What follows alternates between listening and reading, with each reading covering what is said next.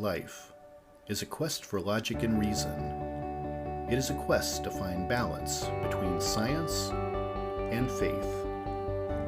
Life is a quest for knowledge and understanding. But most importantly, it's a quest for personal discovery. Whatever your quest, knowing yourself is the beginning of all wisdom. Welcome to Quest. Hi, Tracy. Welcome to the Quest podcast. Thank you so much for having me. Well, I'm excited about this interview today. I've wanted to get you on my podcast for a long time. This is a big season for me, so I've been just pushing them out one after another, and I thought I got to fit her in. I'm coming up close to episode 100.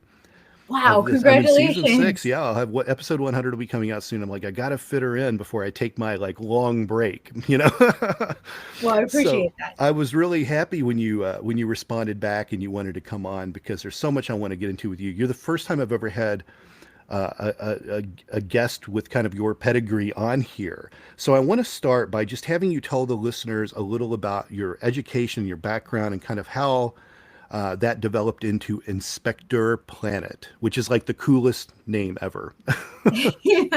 Okay, so I'll try to keep this as succinct as possible. So I have a BS, ME, and PhD in environmental engineering from the University of Florida.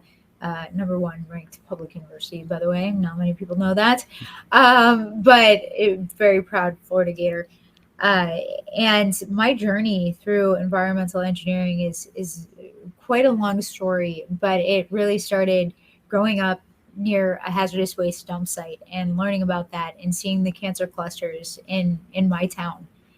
And that really got me to need to explore environment and figure out how to protect wildlife and human health. Everything that we put into the environment eventually comes back to affect us. And I was got obsessed with that. And Inspector Planet came to be because I had this 11-year-old cousin that came over, and she was obsessed with Kim Kardashian. She just was obsessed with the TV show, Instagram, everything. And I was like, Juliana, there's better role models on TV, but there weren't. I was looking for a female scientist on TV, and there was nothing. So I started writing blogs and started putting down everything that I was doing with my research and everything that I was seeing in environment in Florida and New York, where I'm from.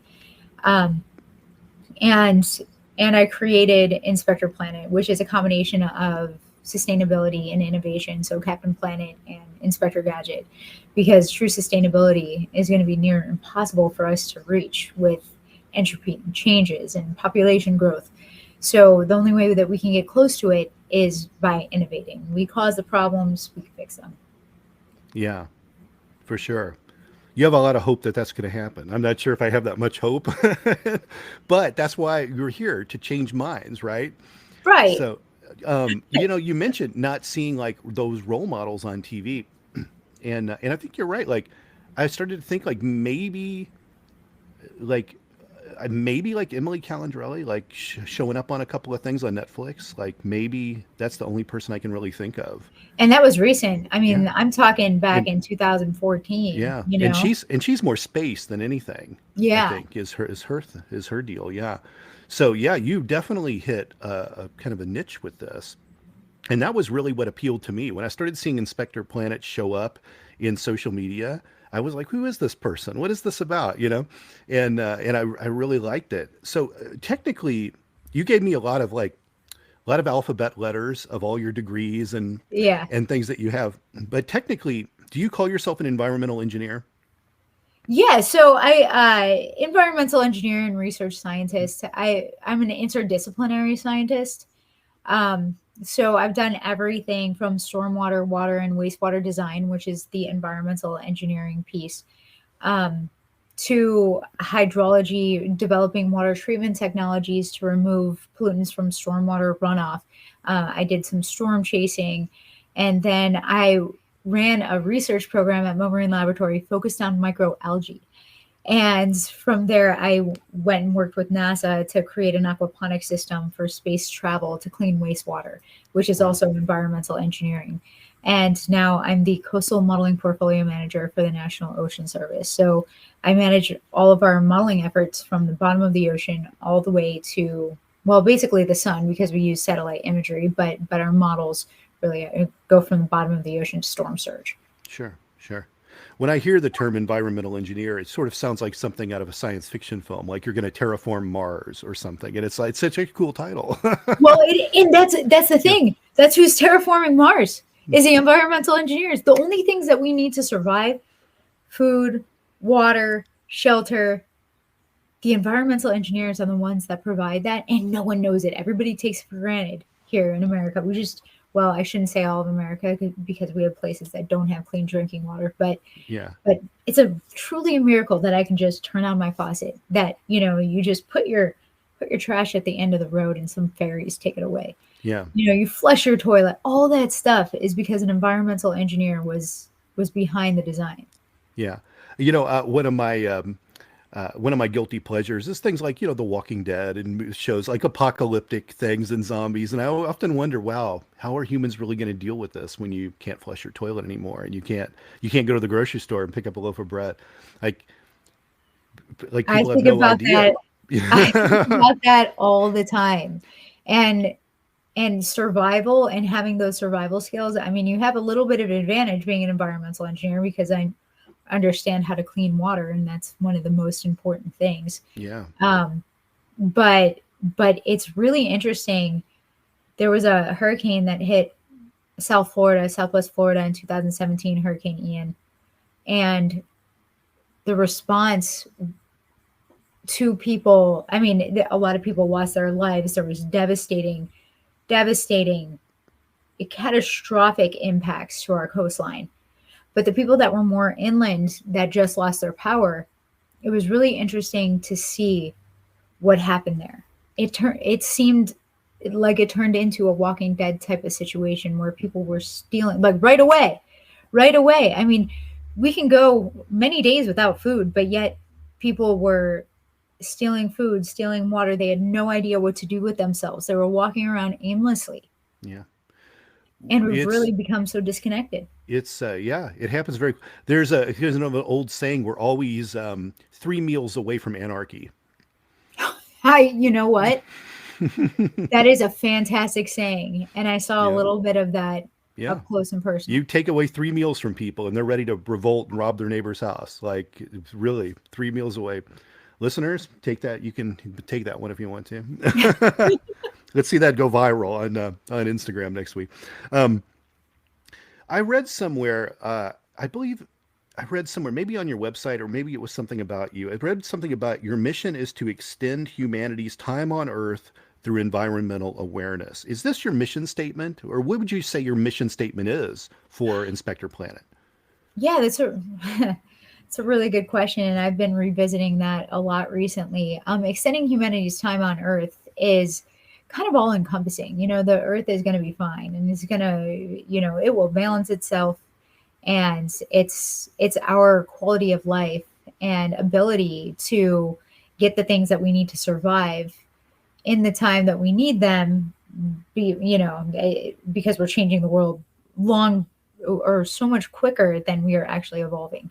Like so that's kind of what that meant, is extending our time here on Earth through and I said environmental awareness because a lot of these actions, changes in regulations, design, mandates, all of this comes from the public being educated and standing up and saying, we're not voting for you unless this. Yeah. So having, and then even outside of that, just in everybody's daily lives, people don't realize how much water they use, how much waste they produce, what their carbon footprint is, what their impact is. But if every single person is more aware of those impacts and they just change a little bit of their daily routines to be more sustainable, it goes a long way. Yeah. This next question, this might be a little bit of a loaded question, but in your opinion, what's the number one environmental problem facing the Earth today? That is a really tough question, and I go back and forth, between scientific literacy and understanding of scientific processes to just water in general, the quality of water, the quantity of water. So whether it's in the form of hurricanes or floods or drinking water or groundwater, um, or water that ecosystems that we depend on, need. That's why I became a hydrologist, because at a young age, water seemed to be the answer to that question. I see. Are a lot of these, environmental problems, are they kind of like maybe like dominoes leaning into each other? One problem feeds the next problem. Is that maybe part of the issue too? Oh yeah, there are no local problems. Hmm. There everything is interconnected. We are all one system, and it's amazing how these systems kind of mimic as you go down lower from Hmm. the universe down to a cell. And everything is interconnected. Florida red tide is a great example of that. People were treating it like a local problem since the 1960s. They were Yeah. trying to answer questions by taking spot samples in the Gulf of Mexico. I should probably say what red tide is. So, Florida red tide is a toxic microalgae endemic to the Gulf of Mexico, meaning that it's only in the Gulf of Mexico. It releases a toxin that can cause mass wildlife fatalities, and the toxin can actually aerosolize. It can attach onto sea salt particles in the air, move on shore with winds, and cause respiratory irritation for Hmm. healthy people, but for those with COPD or asthma, this could be very serious. And when we have a really intense bloom, it can cause more serious problems to even the healthy people. And in 2018, we had quite a severe Florida red tide and a freshwater toxic algae bloom that resulted in Florida being in a state of emergency. Hmm. But red tide is such a perfect example of how everything is connected, because these blooms are initiated by upwelling, from hurricane events, storm events, or changes in temperature.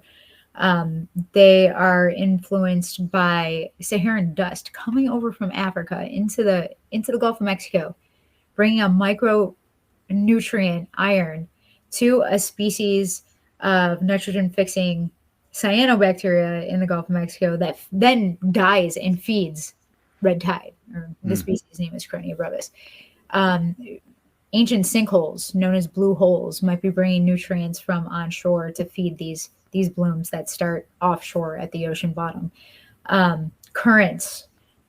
Some people think that 40% of the U.S. that drains to the Mississippi Atchafalaya watershed, causing the second largest dead zone in the world, might be bringing those nutrients that somehow make their way to where we think these blooms initiate. So, so red tide is a perfect example of a seemingly local issue that is an Earth systems problem. It's very interesting that you explained it that way. I love it. I've never heard anyone explain that way to me. I think of I hear climate change associated with human beings being the problem of it, the root of it. But what I kind of hear here is if maybe we weren't even on the planet, this might have still been happening. Is that like, Oh, are red we? tide, Yeah. Florida red tide. Yeah, I mean, so so here's the thing with these blooms, they have been happening for hundreds of years. Okay, so yes, we would get Florida red tide. Carenia brevis would likely still be in the Gulf of Mexico. The difference is our impacts. So our Yes. impacts with nutrient runoff, with land development, with septic, with wastewater overflows, because we are building so close to the ocean that the when it rains, our pipes get inundated, and too much water goes to the wastewater treatment plant. They have to release raw and mixed wastewater, bringing those nutrient concentrations up and feeding Florida red tide. And we have a big lake in the middle of Florida that humans dammed so they can build and farm south of the lake. So now when the lake gets to a certain stage, it releases water to the east and to the west. To the west, it goes out to where Florida red tide could be. And it's after 100 years of agriculture and urban development and all of this, we have a situation where this massive lake is sometimes covered 95% with a cyanobacteria, and recently dominated by a toxic species. And during one of those releases is when we had that water crisis. So it's not, so yes, red tide would be here even if we weren't, but we exacerbate the impacts. I see. Yeah. You're based in Florida, and so much of what you're talking about is Florida Yeah, Florida-based right now, problems. yes. And it seems like Florida's like ground zero for environmental issues in the US. And this is like aside from like man-made disasters like Deepwater Horizon polluting everything, like that we're already contributing enough to natural disasters. But Yeah. you all are kind of associated with sea level rise and the red tides and these mass fish die-offs, Yep. one of which happening right now in Key West, which I want you to talk about in a second. Last year, I remember hearing about 100-degree ocean temperatures. I was Yep. thinking, that's hotter than I keep my hot tub at, you know, like it's Yeah. crazy to think that. And of course you already have hurricanes. So Why I do guess people live in Florida? why Florida? That's Why where is all this happening in Florida? You know? But yeah, Oh, let's yeah. dive into that a little bit more about Florida's problems and why, like, I don't hear about this in Texas as much, even though you share the Gulf of Mexico. You know, I live in New York most of the year, and no one in Manhattan seems to be worried about sea level rise as much Oh, as people in Florida. You know, they should be. Oh Like yeah, Manhattan's rough, yeah, with the sea level rise, and so is DC, and Charleston is getting bad. So everything that you just said really does happen all of these other places. It's just that in Florida economy, our quality of life, the reason why people come to Florida is for our environment. It's for the beaches, it's for the water, it's for the plants, it's animals, all of the fish. You know, you go to Florida for all those things that are impacted by humans or environmental phenomena. And so when something happens, you know, like people see it, people are on the forefront of it. In addition to that, you know, we are, you know, as far as the warmer temperatures, we're closer to the equator than other places. We have overbuilt, close to the coastline, and we have sea level rise. And we also have in some places in Southwest Florida, the ground sinking due to overpumping of groundwater. So you have that twofold. Something similar, sort of similar, is happening in DC. But yeah, I think that the reason why you hear about all these environmental problems in Florida is just because of how important the environment is. When you look at air pollution maps or Superfund sites, or well, those are the first two that come to mind. Florida is not in the top. You know, we have better air quality due to how air currents work than other places. Wildfires happen less often. So this year or last year, you saw that the worst air quality was in the Northeast because of those Canadian wildfires.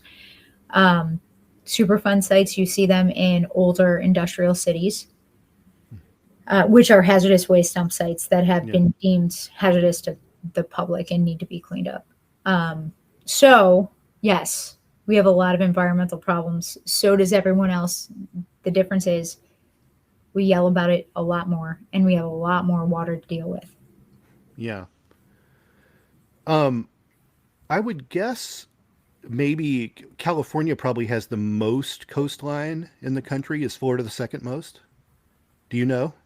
You know, okay, so the state with the most coastline is like shocking. I think it might be like Maine. Like this is Really? really gonna Wow. shock you. Yeah. Let's We're gonna find look it out. up right now, folks. While you're looking that up, Alaska. it's Okay. it's of course, Of right. course it's Alaska. But yeah, for some reason there's something about maybe navigational waters. I don't know, but yeah. So this list says Alaska and then Florida number two. Florida's number two. Yeah. Okay, interesting. When I see, and you could probably, I can't speak to this in any, 100% of surety, but I seem to recall seeing like these models of the coastlines after, massive sea level rise. And it looks like Florida loses half the state in that trade-off. Oh yeah. Probably worse than maybe any other part of the country. Is that fair to say? I mean, we have a lot of wetlands south of Lake Okeechobee. In fact, that used to be, I mean, even where the farmland is right now, obviously, because I said this earlier, used to be all wetland. So it was once covered with water. And that's not surprising because of the elevation of the land there. And we're not going to bring fill into the Everglades because it would destroy the Everglades. But what Florida is doing, I think at one point it was like on a daily basis, they were bringing fill into Miami to try to build up that coastline. And right now, what's making the news is the cherry blossoms in DC and needing to take 158 out to rebuild the seawall.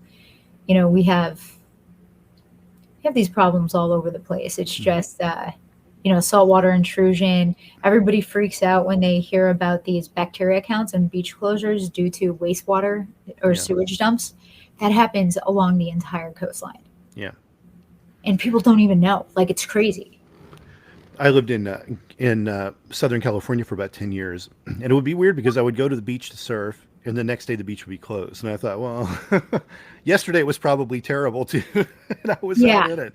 And I think, well, how was yesterday any different than probably how today is? So that's the thing, right? Okay, so we take samples of water, bring them to a lab and analyze them. By the time we get the results back, it's 3 days later. The beach might be just fine now, but we can't really go back in time to 3 days ago when it wasn't fine, right? And close the beach. Right. So that's the thing, like getting more real-time handheld bacteria. In California, it's more like an acceptable amount of needles in the sand on the beach these days, more than anything. Great. I'm less worried about the water than I am about walking on the sand. Oh my gosh. Yeah. That's the homeless problem is the worst in the country in California. So if you're homeless, where would you live? You live on the beach. Homeless I everywhere would probably choose the beach. Yeah. So there's just really a lot of contaminants from. Yeah. I was mentioning in New York, Lower Manhattan, people that have been to New York know that's the site of 9/11 Memorial, Freedom Tower. This is the part that's susceptible to sea level rise. Like, we're going to lose all of Lower Manhattan. Oh, yeah. But nobody really brings it up. No one really talks about it. There were a couple of proposals in the last few years to build these enormous flood walls all around the bottom of Lower Manhattan. And everyone shot it down. All the developers, all the people that own the properties, they don't want it. They don't want giant walls to where you can't see the water from the park, or it's going to block the view of people that's bought very expensive apartments, So every time politically it gets shot down. And Manhattan is an island. That's so crazy because with every, fraction of an inch of increase, the structural integrity of these buildings is being threatened. Their water is being threatened. Yeah. I mean, well, in New York City, they get a lot of their water upstate from surface water sources. So, I mean, there's that. And Manhattan has a sinking problem too. Right. So it has its own already, creating its own set of issues that you've tunneled under it, you're building on top of it. You have to be destroying the land of the island that you're on, this little tiny island. Yeah, it's crazy. I went to New York about a month ago, and I looked out. I was at one of those, sight viewing points, and I just looked out at all the impervious surface, and I was like, oh my gosh, like, how did we do this? Like, how did we do that? And the stormwater engineering, that's going to get harder and harder without a gradient, like as the sea level rises. Mm-hmm. So like, I don't know anything about it. I did work as a project engineer in White Plains, New York, and I worked on their water treatment reservoir, but I did not do civil engineering and stormwater engineering in the city itself. I think it'd be really interesting to see. But I had my own set of flat problems doing that in Florida, where again it's crazy because if you look at Florida from a plane, you see a lot of green stuff, but still, like, we have mismanaged our land. Mm-hmm. We have been taking care of water quantity and not water quality, and we have basically built these situations where we hit a tipping point, and then we have ecologic devastation, and everybody's like, how did we get here? And it's like, well, we got here because we've been doing business as usual and no one wants to change anything. Mm-hmm. Yeah, and I'm referring to the manatee deaths right now, but you can attribute that to, I mean, you can also say that about fish kills and a whole bunch of other things. Let's talk about these mass fish die-offs that are happening in Key West right now. Yeah. What can you tell? Because this is happening right now. Tell me about this. What is this, and can it be stopped? Yeah, I mean, there's a lot of mystery around this one, and that's why I think I'm so obsessed with it and always talking about it, always thinking about it. I mean, I was at Space Prom on Friday night in Washington, D.C., and like just ran into the House Science Committee, but spent the entire night just talking about this issue because it truly is a mystery and we need answers. My friend, Dr. Michael Parsons, is funded through NOAA to do some event response work. He is a microbiologist and phytoplankton ecologist. So that's the leading hypothesis right now, is that it's a microalgae bloom that is releasing a toxin called cyclotoxin. But there's no smoke and gun. They've taken a whole bunch of samples and analyzed them, and there's no clear cause. And what's so alarming is that the fish washing up are sawfish. They're critically endangered, and people rarely see them. And so when they're washing up or dying at extremely high rates, people are very much alarmed. Now, these fish kills aren't like from Florida red tide, where you see just like piles and piles and tons of fish, where you need trucks to take the dead fish away from the beach before it contributes to more of the algae bloom. This is a little bit different. You're seeing the neurotoxic poisoning, which is the fish swimming in circles, and you're Right. seeing spotty fish kills in several locations, but it's really that the sawfish, the rays. So you're getting those bottom feeders coming in, and now you're seeing the other species of fish be affected. And I have a hypothesis right now, and it's very similar to what happened in Indian River Lagoon. Did you hear about the manatee fatality event that we're still going through? No. Tell me about that. Okay. So in 2021, we had this it started a mass manatee mortality event, and we lost thousands of manatees. And this was after years of protections and getting the manatee out of endangered territory. And they just started dying like crazy. And basically what happened is that a domino effect of change occurred about 10 years ago. There was a cold snap that may have killed off the seagrass and allowed algae to basically outcompete the seagrass and benthic organisms for nutrients. And this just kept on happening. The seagrass never got a chance to fully bounce back. And more, these algae species were dominating more. And then there was a regime shift in the algae species to more harmful or toxic producing species. And so all of that resulted in complete devastation of seagrass. So when the manatees look fat, but they actually have no fat. They're like all intestine. So during the winter, they come inland to the springs that remain at 72 degrees to feed. And they were coming in to feed, but there was no food. So of course, charismatic megafauna inspire a huge reaction from the public, and people want to know what they can do. Well, this ecosystem shift, this ecosystem devastation took years to produce. It's not going to be a quick fix. It's going to be it's going to take some time. And right now, the manatees are being fed, people are feeding them with lettuce so they have something to eat while they're trying to figure out how to restore these seagrasses, but you can't restore the seagrasses without restoring the water quality. And to do that right now, even though there might not have been a change in nutrient load to the Indian River Lagoon, there was a change in who was uptaking the nutrients. So in order to let the seagrass grow back, there's going to have to be some engineering, environmental engineering. Mm. But yeah, so I'm thinking that a similar thing is happening down here. So we had that heat wave.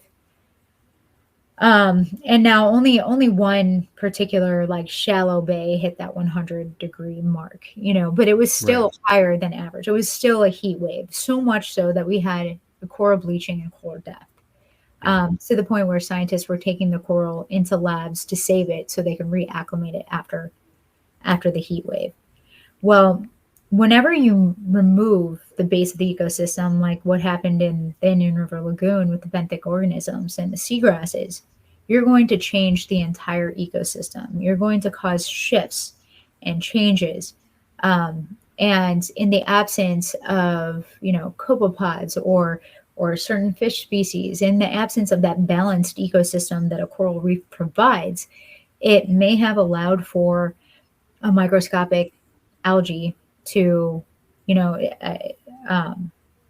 proliferate, I guess. Gambierdiscus is the suspected microalgae that is producing toxin, but that toxin has never been known to cause huge problems. And they're not finding high concentrations of it.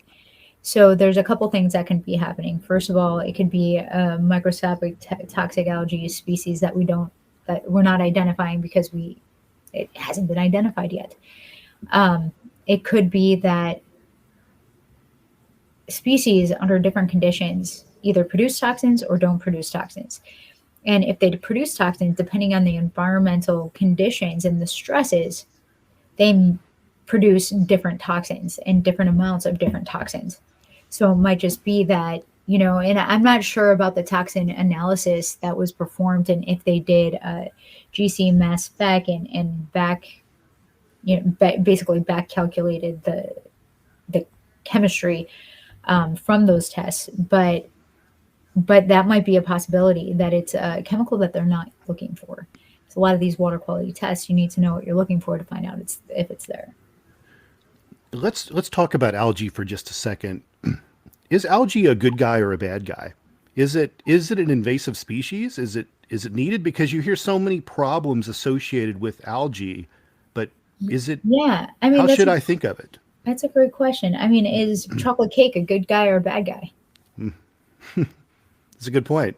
Yeah, yeah. I mean, you go to Georgia and you see the kudzu everywhere. And it's like the kudzu just overtakes everything and canopies the trees and kills stuff. And the Spanish moss in Savannah was brought over to be a landscaping tool, and it's taken over the trees. Although pretty and not as bad as kudzu, is algae like that? I grew up when I was a little boy. There were 3 ponds behind my house, and most years the ponds would be clear, and then every couple of seasons it would be covered in algae.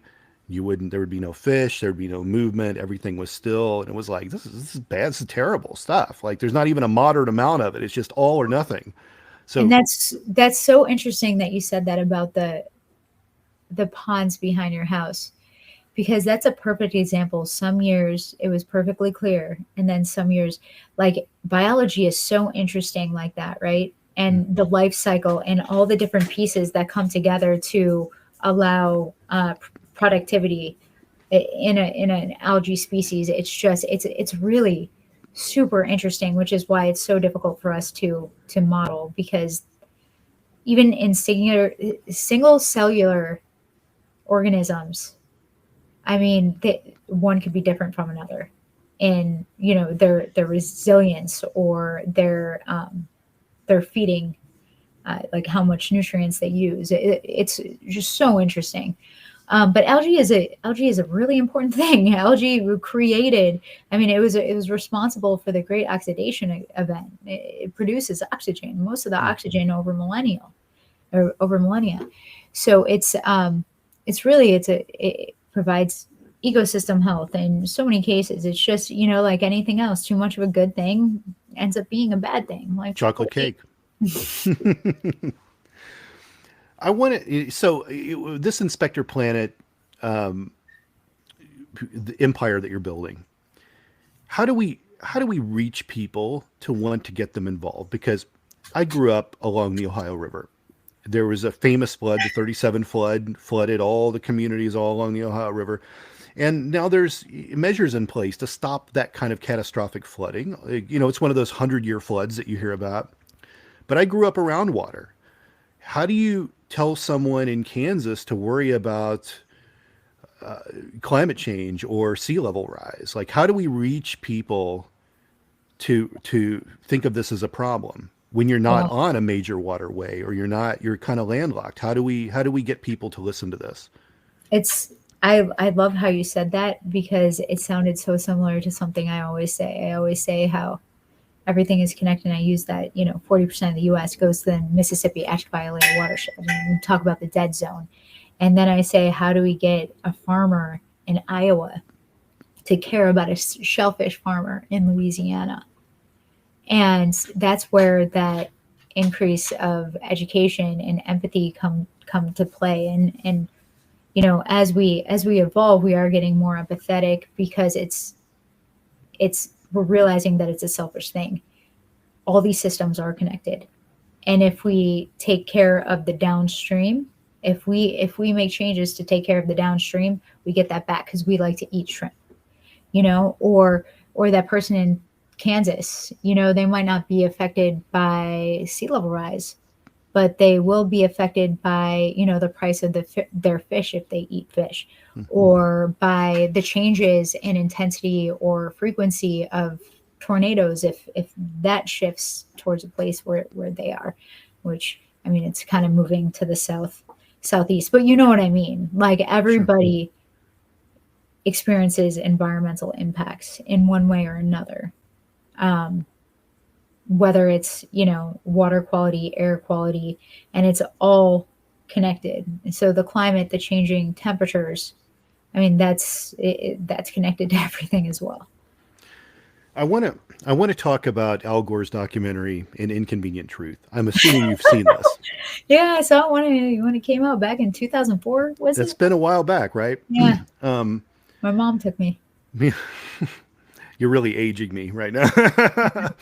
uh, uh, you know, um, I'm significantly older than you. I'm 54 years old, and Oh, you look really good for 54. Let thank me tell you, you that. thank you. Wow. Um, and I grew up. In the late '70s, it was ecology was the thing. Like every generation kind of got another way to call it. It's So green, or true. it's this or this or this, and it's almost like it's a fad. Okay, let's get everyone on the recycling bandwagon and saving the planet, and then it sort of just Right. dies off, right? Like your Inspector Planet, the cartoon, Captain Planet. That's Yeah. what that was about, right? It was trying to say, but even that cartoon's gone. Like it's like clearly this stuff becomes in people's rear view, but there Yeah. never really seemingly has. We never really have any solutions. In fact, it seems like our problems are more. And what I want to So say, true. I hate to have this cup as half empty point of view, but if you've listened to my It's really podcast, funny. I do this a lot with people because I think it brings up a good conversation. Um,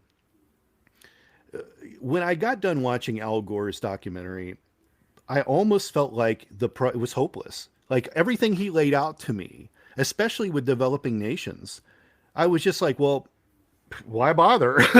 Right. I think he wanted everyone to get inspired to save the world. And I was just like, this is insurmountable. Like there's no Right. amount of money, there's no amount of the governance that we can ever do to police the world to stop all the stuff that has to be stopped while our population keeps exploding and exploding and exploding. Am I wrong on this?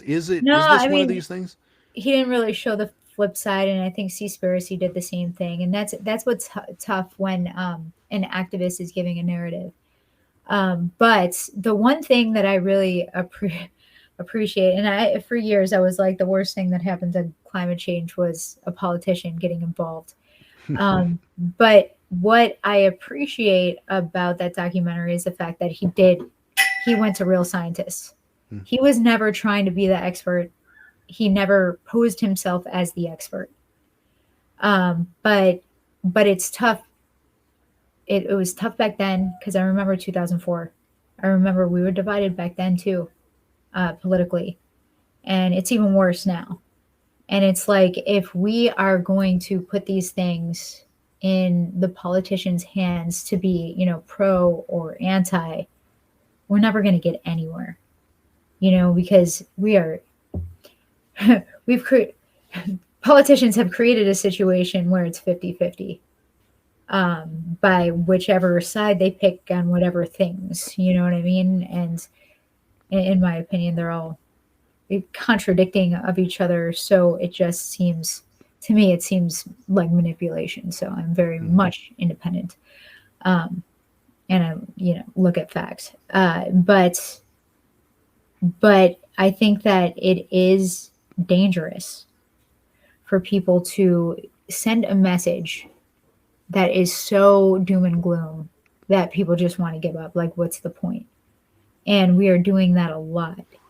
And now scientists that are actually working on climate change are trying to combat that by saying, listen, there's plenty of hope. There's a ton of things for us to do. And then you have a group of people that are like, well, I don't really care because by the time I'm dead, I'm not going to see any of these impacts. And I feel like the older that we get,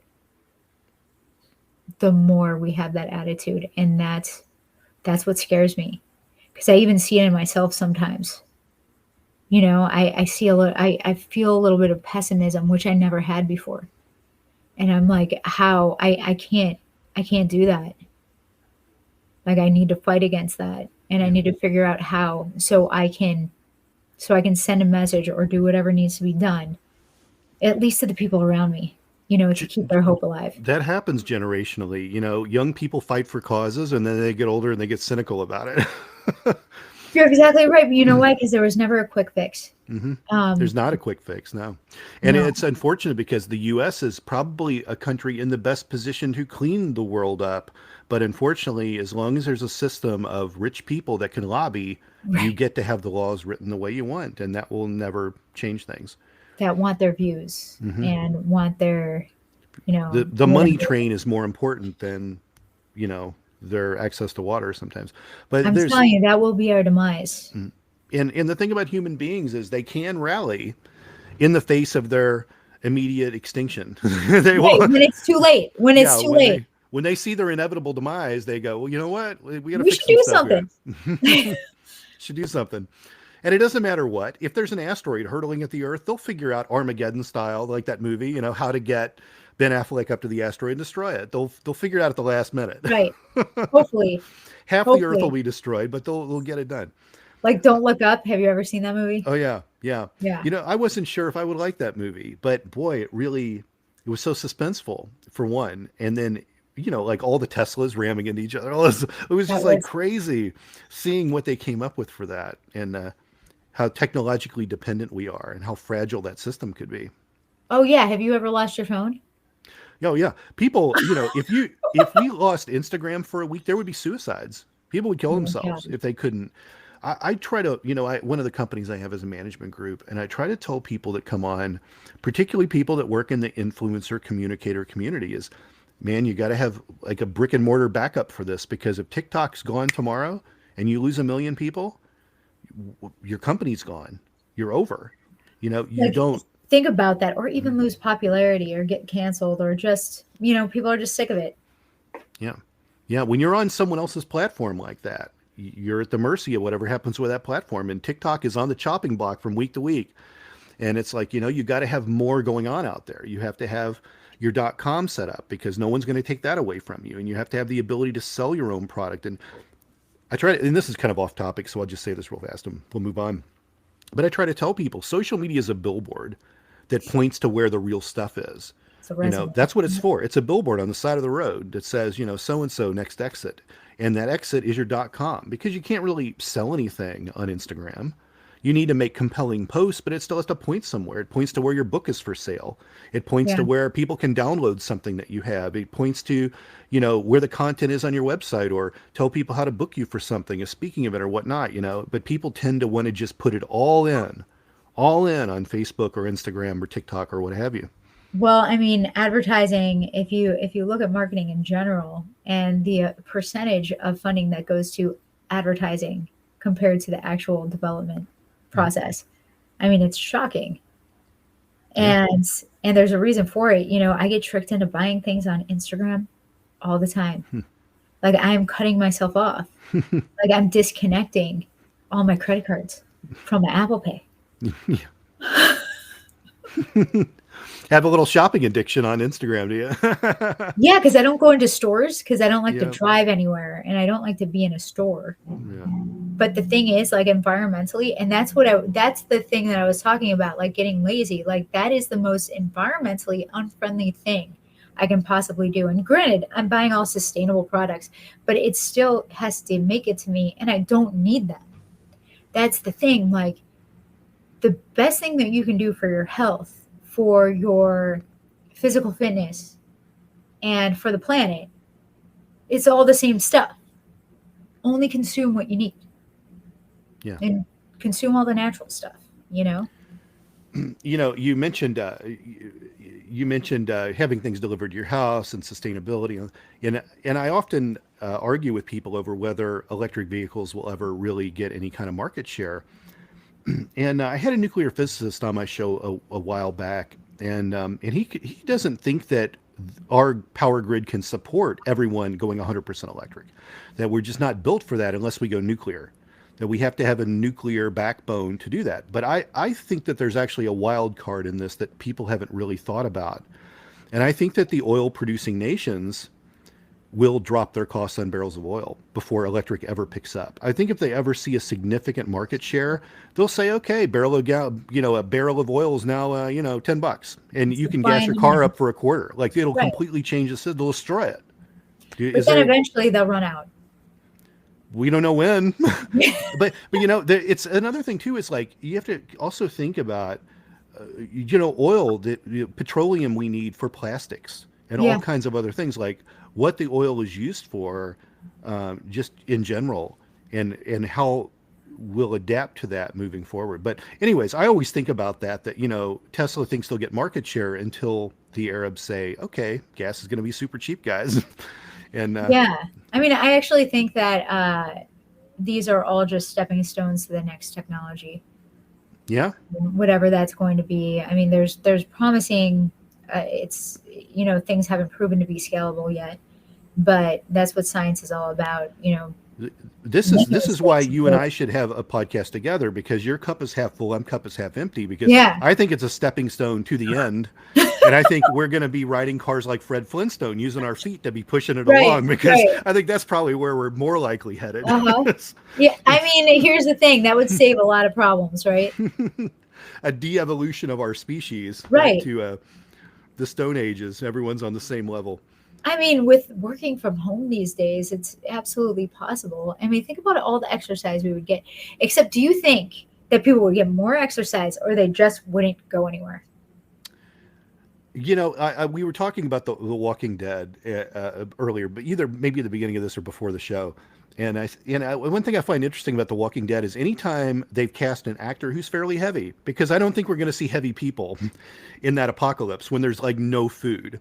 It's like everyone should be like emaciated thin. And I think we're not going to be sitting at home going to crap. I think we're going to be trying to get every morsel of food we can, with a lot of bad experimentation going on of what you can and can't eat. I think people will be eating cardboard. They'll be picking a poison berry. I think we're going to have a lot of issues. Before learning how to garden? I think so. In fact, I think you picked the wrong fight here to talk to me about the apocalypse. But I feel like is any apocalyptic situation, there's going to be the Wild West for a while, the looting and the robbing and killing your neighbor so you can feed your dog. And then they'll hit a peak.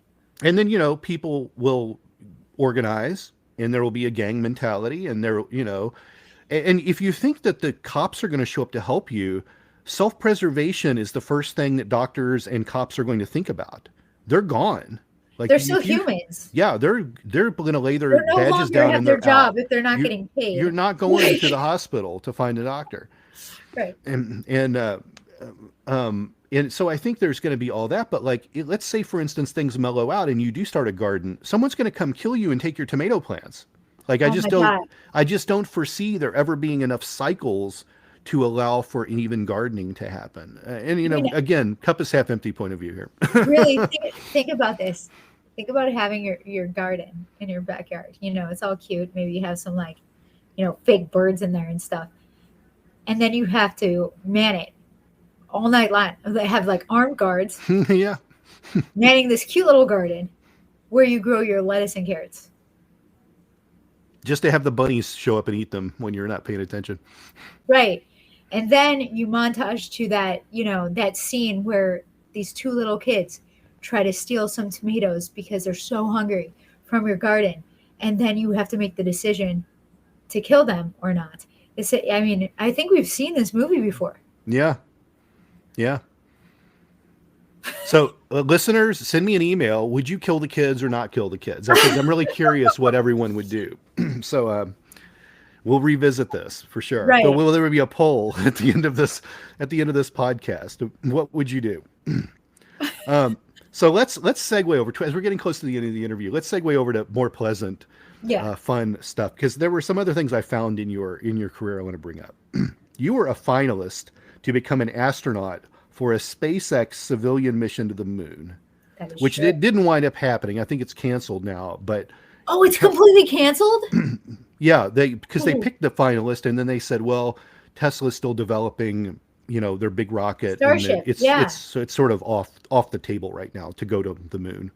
Well, Steve Aoki, I think you're so much cooler than me. Yeah. It was, we share a love for South Park. I see a South Park episode in the future where they launch, Kim Kardashian and Steve Aoki and like a whole bunch of other people, and then it blows up before it ever gets to the moon. Like, see, there's like if they're the world's best entertainers are going to go out with a bang, Oh my gosh! But tell me about that, because this is really cool. This was going to be a civilian trip to the moon. I mean, how serious was this? I mean, obviously, who's prepared for this? How do you train for this? Tell me about that experience? Yeah, I mean, there are millions that apply to that. So to get past the first round, second round, third round, I mean, it was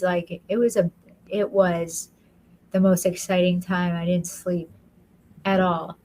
And it was when that song Astronaut in the Ocean was big. So like, I'm like, oh my God, I'm an ocean scientist and I'm going to be an astronaut. It's like meant to be. And, the health screening was really interesting.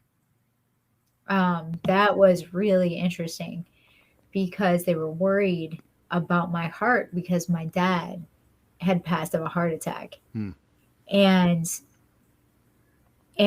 like they were extremely concerned, which concerned me because apparently astronauts have had a higher percentage of heart disease. Almost every single one has had stress on their heart coming back.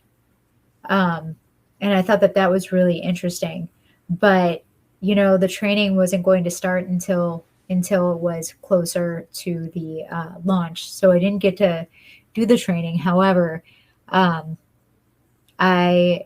am going to train at a facility, a dome facility. I think it's in Arizona. It is in Arizona, where I get to learn how to, handle the spacesuits. And we do that by putting on the spacesuits, going underwater. So it's basically going to be like learning how to dive again, but weirder.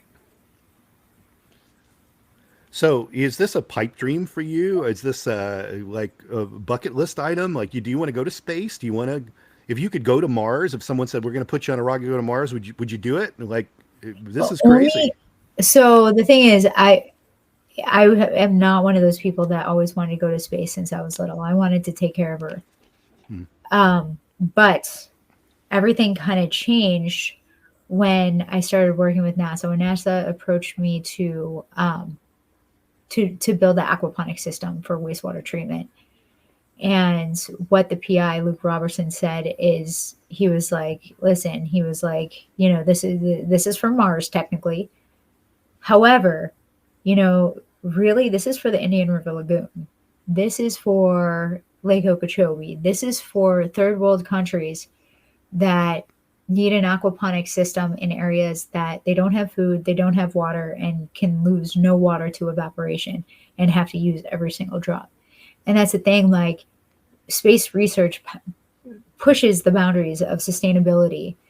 And it's because they can't waste anything in space. What you take up there is what you have. You have to reuse every single drop of water. And so space research is for Earth. And the reason why, or what would make me want to go to space so badly, and I can't, I say this now, but when I was going to go to space just to go to space, I was super excited. Don't get me wrong. But really, I feel like if I'm going to make that trek, I want it to be to perform world-changing research. Like it would be for scientific reasons. Yeah. Interesting. Wow. Yeah. What about you? Do you want to go to space? When I was a boy, I was just consumed with wanting to be an astronaut. Ah, there you go. See, For a long time, all the way up to high school. I was in an ROTC program in high school, an Air Force ROTC. Oh, and that's cool. That was my plan, to go, through the Air Force, try to become a pilot, try to go in an astronaut program. But, things started to fall apart. My vision wasn't right. I was too tall to fly an airplane. Like it was like one thing after another started You're to. too tall to fly an airplane? That's Yeah. a thing? Yeah. Well, at the time, maybe not now, but at that time, in Yeah. the late 80s, I was 6'2". I was too tall. Oh my gosh. Pilots needed to be within a certain range because of the way the cockpits were built. So So interesting. it was like my vision wasn't where it needed to be. I wouldn't be able to fly. And then, dreams started to shift and go other places. And And but I now was you can do bad eyesight, oh, yeah. which Yeah. is crazy. And yeah, you can get your eyes fixed and a million other things that you can do. But, I wasn't. The Apollo program was over by the time I was born, but I was there for the whole shuttle program, and it was just amazing to see that because we started to, it was the first time that I really started to see the future look like what the movies were wanting it to be, and I see that again now with Elon Musk. Take it or leave it, how people feel about him. Yeah. But he's making the future look like what we were told it would look like. Yeah. We're getting Star Trek world from him, and he's adding some style into stuff and he's making stuff that works. So it's like he's giving us, it's like we need these types of minds to show up every once in a while to remind people, this is what we're supposed to move toward. Yeah. It's funny because when shows like Star Trek The Next Generation came out, wireless technologies started to happen. Like Bluetooth was developed by people that watched Star Trek and said, let's figure out how we can touch this and have it communicate. Like people were designing things because of how they saw it in a science fiction show, and it made them think about, wow, I wonder if we could really make that, Yeah. Starts with a writer, you visualize it on a TV show or in a film, and then before you know it, Kubrick stuff is happening.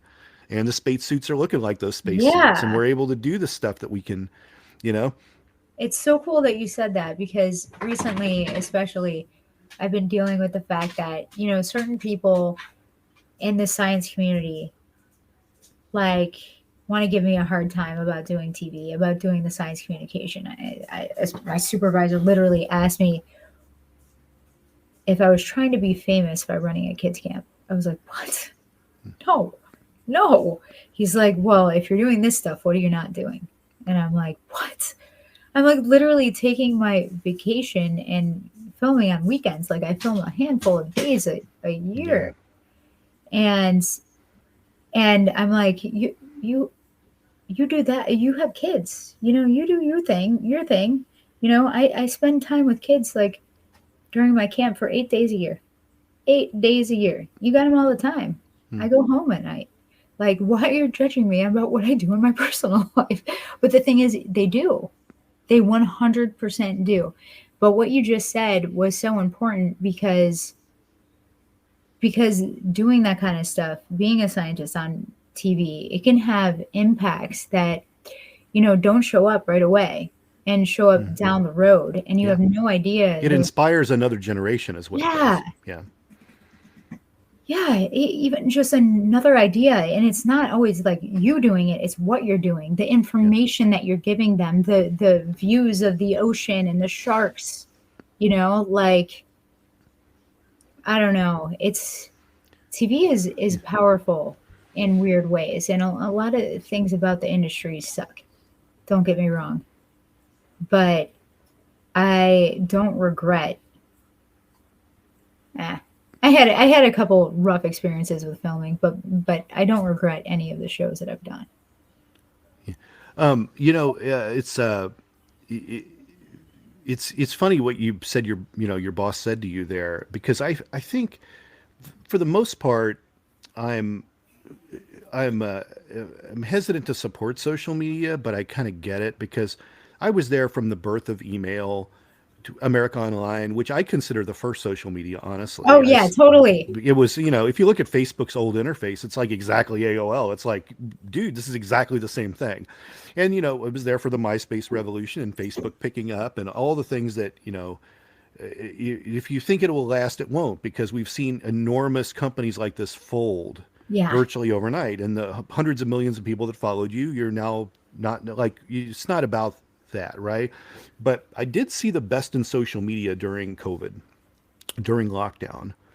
And I remember, and I was in Manhattan during lockdown, and it was, Oh we wow. were a giant petri dish of people living, literally Right. living on top of each other. Like, it was insane. We were ground zero in America for it. There weren't even homeless people on the streets. A lot of people don't know this, but like the city actually came in and they picked up all the homeless and they put them on one of the islands and gave them showers and food. There was not even a homeless person on the street. Oh my You gosh. could walk for 4 or 5 blocks and not see a person. And then when you did see someone, it was someone out walking their dog, and Wow. and it was like a ghost town. It was really really crazy. But what was really interesting was, I think, because people really didn't know what was going to happen, if we would just go extinct as a species or whether they would ever have jobs to go back to. I felt really bad for people that lived alone and didn't have anyone. Yeah. Like there was a lot of issues, and I think it's going to take decades for this to unfold as to how it affected a generation of people. Kids that couldn't go to their proms, couldn't do their graduations, like just from the Yeah. kid standpoint alone. But I kind of saw the best in social media because I would see comedians just, do 20 minutes from their living room just to make people laugh. And I saw prima ballerina friends of mine, the New York City Ballet, that were doing ballet from their kitchens just to That's do it so for people. cool. And I would see people would teach things, yoga instructors and dancers Yeah. teaching for free. Before there was really a way to do it on Zoom, because Zoom kind of like came out of that whole world. Yeah. Zoom kind of blew up from there, and the ways to be able to do things virtually. But I kind of, for a moment in time, I saw what we could really do with social media and the reach it could have. So Yeah. imagine if we can entertain as we educate, right? Because that's really the goal. You entertain people with what you're talking about. Oh, you've got them wanting to support causes of, for water conservation all over the world. Oh You can get yeah. them to, and I think that that's really the key. I don't think there's anything wrong with camps for kids or, being a communicator of a particular mission. Just make it fun for people, and Yeah. they'll learn and they'll want to follow it. And you know what? If you have, I always look at the social media numbers like this. You get 10% of whoever's following you. That's what it is. Right. If you have 100 people following you, 10 of them really care what you're doing. The rest of just click That's the button. good. They may or may not pay attention. You get a million people. Hey, that 10% gets a lot bigger. And that's It what gets it's about, insane. right? You're putting Yeah. butts in the seats for what your brand is. And if it's making a difference, it's making a difference. Because we have to get past these Gen Z kids that are totally lazy, and the next generation may try to save the planet. Right. Right. That's terrible. But I But want to go it's back. but it's true. They had it just and you can't make a blanket statement for everybody, but compared to the wealth of my grandparents that went through the Great Depression, it's just a totally different mindset. Yeah. Yeah. And just circling back to Elon Musk one more time, is like Elon wasn't like a one trick pony with just like, let's do electric cars. It was what he created with SpaceX. It's stuff he did with the tunnel system and wanting to have, high speed, a high speed rail system, Hyperloop. and Yeah. like Hyperloop and all this. Like, it's just, he keeps churning out ideas that he keeps building. And I don't even know what's in his head that he has. It's just on paper at this point. Like, I'm Well, really interested in seeing. yeah, and the thing is he's not doing it alone. Mhm, The smartest people hire the right people, mhm. hire the best people to do the job. Yeah. And if you see someone else that's smarter than you or, competition, the best thing that you can do is hire them and get them on your team. And I think that he's done a really good job of doing that. Yeah. I mean, he bought Tesla. He didn't come up with it himself. Right. You know? Yeah. But he fostered the growth of it. And that's the thing, right? He bought it and he got it out there and he got it in people's yards. Yep. And that's the key. I have one last question for you and then I'll let you go because we're running a little long tonight, but you have a comic book out. Yes. So let's talk about this because I never would have guessed that you had a comic book. And I saw this Marvel tag that you were associated with. Were you also in a comic book, but also put out your own comic book? Is that accurate? Yes. One came before the other. I was on a show called Mythbusters. And not the good seasons, like the after season, the trying to rebirth Mythbusters. Yeah, right.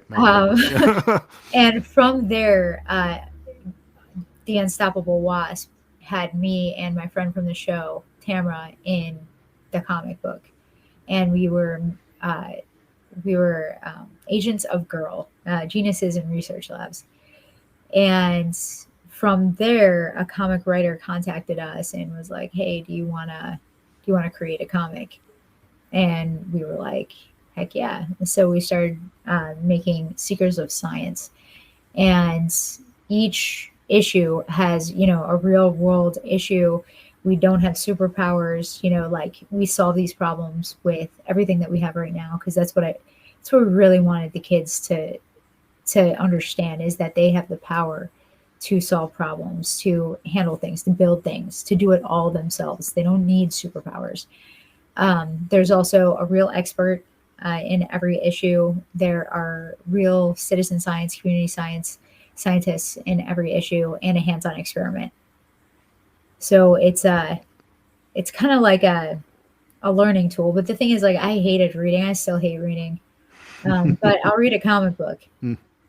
And I'm hoping that some of these kids that might not like to study for chemistry or physics, just as long as they get through school and they're inspired, they can do anything they want in college or even after. They can even work in the field, do something with environment, do something with, technology or engineering. Even, like, it's the thing, like some of the smartest people aren't the ones that are book smart. They don't, memorize everything. They learn by doing. And that's what needs to change in the schools, is how we're teaching. And it is changing. But I mean, especially since we went to school, and that was all textbooks. And now kids are actually doing things. In 8th grade, I was in a course called Calculators and Computers. There you go. Wow. That is, and the computer was this enormous deck writer computer that actually had the printer built into it. So it was just a keyboard with like a printer. There was not even a monitor. It just, everything was on the paper. Oh my gosh. That's amazing. That's what it was like. But I bought one of the first, I got one of the first computers that ever came out, a Texas Instruments computer, and learned the basic programming. I was like completely into computers before anybody was, and I love it. So glad That's so cool. that I've stayed on top of technology, because it's really easy for older people to become dinosaurs with tech. They sort of get, they just don't follow it after a while. And I think that it's always weird. Like, sometimes I don't think we'll get to Star Trek world in a way, because there's not enough ease of use. Like, for a long time, Apple and Microsoft competed so much that the operating systems were just so vastly different. It was a huge learning curve. It felt like there's got to be like someone that gets market share so that you're just comfortable with something moving forward. Right. Apple winds up actually kind of winning that battle with touchscreen technology by kind of taking that and develop, because now, like, there's not even really a need for the operating system. You can just use your touch screens and touch anything you want and you can speak, and it dictates everything you say. And I think we're getting there, right? But it has to be so easy that any age can do it. Right. That's the key. Right. That's how we get to the future. It's so funny. Like, you keep on saying things that, like, I say all the time, or I said today.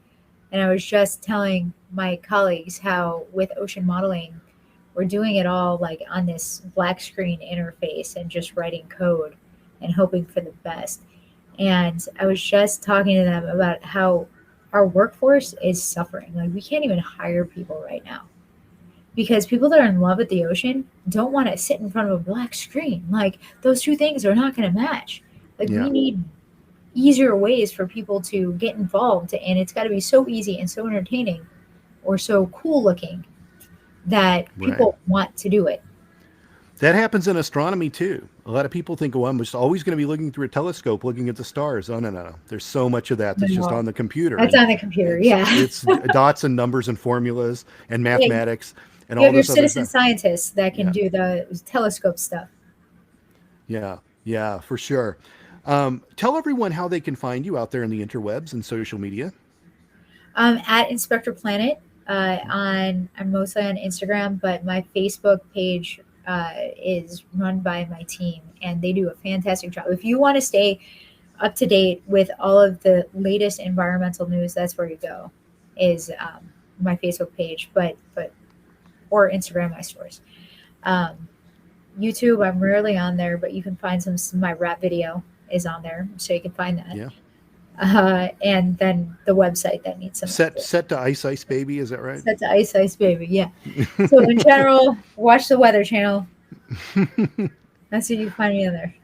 I didn't want to bring up the music video because it's like, well, how can I really bring that up in, an audio format like this? So, but everybody go check out the rap video because it's called Polar Ice Ice Baby. And my That's interns are the characters in the video. That's great. And people can get the comic book on Amazon. Is it also available in comic shops? I think some comic shops at this point, but it's mostly Amazon and on the website, through the website. Sure. And we have a new issue coming out right now. Actually, I think it's launched. And it's based on the University of Santa Clara's work in Uganda with aquaponics. So it's cool. That's great. Tracy, thanks for coming out today. It was really a pleasure. I hope you come back. Thank you so much for having me. I definitely will. Have a good day, okay? You too. Take care. Metacortex Publishing hopes that you've enjoyed this presentation. Please take a moment to listen to some other podcast offerings from Metacortex Publishing.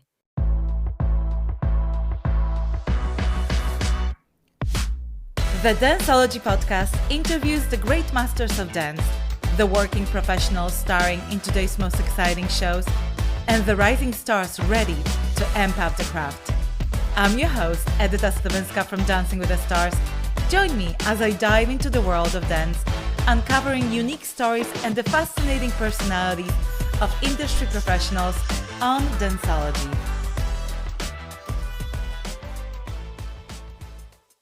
The No Earthly Explanation podcast investigates the things that are unexplainable. Hosted by world-renowned investigative researcher Donald R. Schmidt and scientist Ellie Ringo. Follow them as they look for evidence for things that have no earthly explanation. Available anywhere you listen to podcasts. Cult Following is a podcast that studies the personalities and common traits of cult leaders and their followers. Get the real story behind these infamous and oftentimes tragic cults from a new perspective, through exhaustive research, and from interviews with people that were there. Available anywhere you listen to podcasts.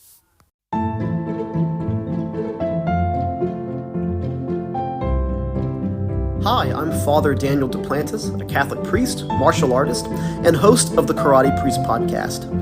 Have you ever wondered what the church teaches about different topics? Are you a martial arts enthusiast or just someone who wants to learn more about martial arts? I'd like to invite you to join me and many guests on my podcast as we cover topics of faith, everyday living, and martial arts on the Karate Priest podcast.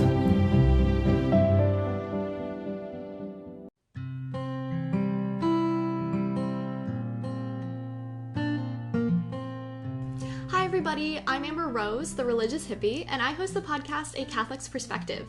Join me every 2 weeks as I release episodes targeted towards helping young Catholics navigate their ever-changing secular world while staying strong in their faith. Whether you are a Catholic or not, all are welcome here. So if this is something that interests you, feel free to tune in. You can find A Catholic's Perspective on Spotify, Apple, or wherever you listen to your podcasts. I hope to see you there. Bye!